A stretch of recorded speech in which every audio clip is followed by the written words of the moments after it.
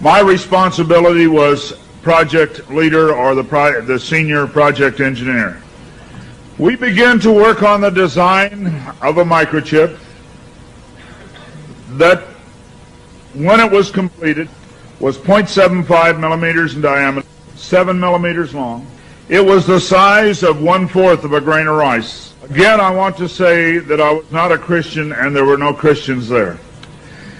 They said they wanted this to have a power source and be able to emit a signal.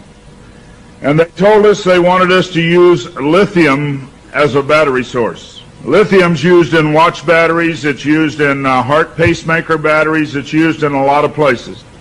I designed into this microchip a little charging circuit that would charge that battery. This sounds like a lot of technical things coming together, but if you'll bear with me 1 minute, you'll see what God has laid out about this microchip. When we discovered that we needed to be able to charge that battery, I needed a temperature change, a change in temperature, to cause current to flow through that little charging circuit that would charge the battery. So we began to investigate and find out where in the body does the temperature change the most rapidly. We spent over $1 million in taxpayer money, and when the results came back, there was a lot of information. We divided it up amongst 3 teams and then came back together with that information. It was determined that there were 2 places in the body that were ideal for the microchip. One was just below the hairline on the forehead. Every mother checks their child's temperature right here. So we could have paid the mothers $1 million and saved I never saw a mother check their child's temperature on their ankle. Always right here. The other place was the hand, the right hand preferred, because most people are right-handed. This didn't bother me, and it didn't bother anybody else on the team. The hand seemed a good place. Nobody wanted it here. And so the design work, everything was completed. The microchip was done. You're seeing it now on some of the Discovery Channel presentations. There are people who have received it already. It is real. It's not something that's coming way down the road. They gave me a Bible. They told me not to read the book of Revelation. They said the book of Revelation is too hard to understand. So I waited, and I didn't read the book of Revelation for quite some time. Then one day I came to Revelation 13, verse 16. And he caused us all, both small and great, rich and poor, free and bond, to receive a mark in their right hand or in their forehead. I didn't like what I saw. I went back and looked up the word mark.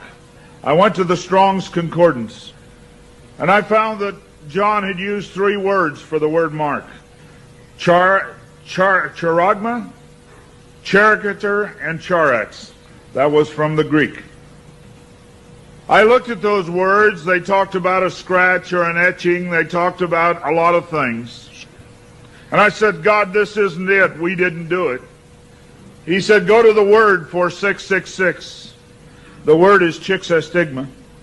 In the Greek, it says to go to 4742 as a cross. The last half of the word chixestigma. And when I looked at what it says stizo, i.e. to stick, to prick, a mark incised or punched into for recognition of ownership. I thought about the little injection tool. The end of it is called an incisor. I began to weep and I began to cry, and I said, oh God, what have we done? I couldn't believe that this lined up with what we had developed. And I began to run from God. I didn't run away from the church, I ran into the church. I tried to do as many things as I could to atone for this. But I want to tell you something, as God is my witness here tonight, this got in the way. Money got in the way. I had beautiful homes overlooking the lake. I had all the things that I wanted. And I ran because of the money. My ability to go and get $250,000 in research money took me away from telling the message. I ran for many years. What I want to tell you is that this is real. The microchip implant is real. Credit cards are failing. They can be counterfeited. The new smart card can be counterfeited.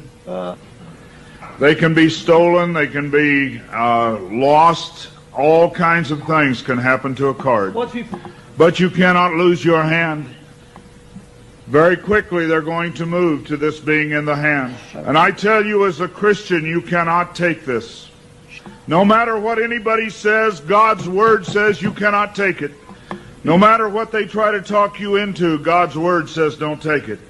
In Revelation 14, verse 9, and the third angel followed them, saying with a loud voice, if any man worship the beast in his image, and receive his mark in his forehead or in his hand, the same shall drink of the wine of the wrath of God, which is poured out without mixture into the cup of his indignation, and he shall be tormented with fire and brimstone in the presence of the holy angels and in the presence of the Lamb.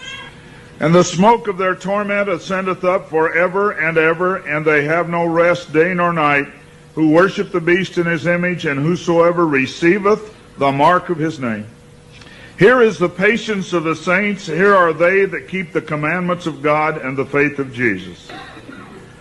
It's very simple. God's Word says do not take it. Today there have been over 15,000 babies that have been given the positive identification, the microchip. Many companies are using the microchip as identification in their top-level employees. The Immigration Naturalization Service has a better passport, the human hand. So many of these things are all around us. We talk about the signs of the New World Order. God has spelled out in His Word just exactly what's going on today in the New World Order. Satan desires to have a one-world government. From the time he fell, he said, I want a one-world government. He wants to replace God. And so we see a government put together by men, a one-world government. The signs of the times are all around us.